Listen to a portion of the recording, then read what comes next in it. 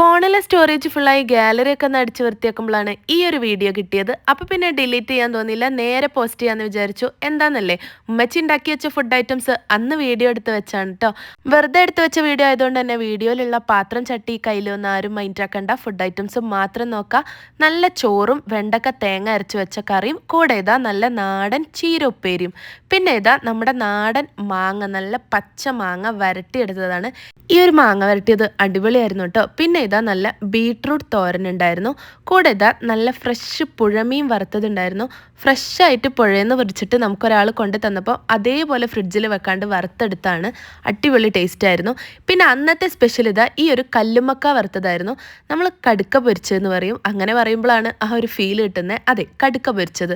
അന്ന് ഇത് ലഞ്ചൊക്കെ കഴിക്കുമ്പോഴത്തേക്ക് ഇത്ര തോന്നില്ലായിരുന്നു എന്നാണ് എൻ്റെ ഓർമ്മ, കാരണം അപ്പോഴേക്കും കുറേ കഴിച്ചു തീർത്തിരുന്നു. പിന്നെ ഇതാ മത്തി പൊരിച്ചതും.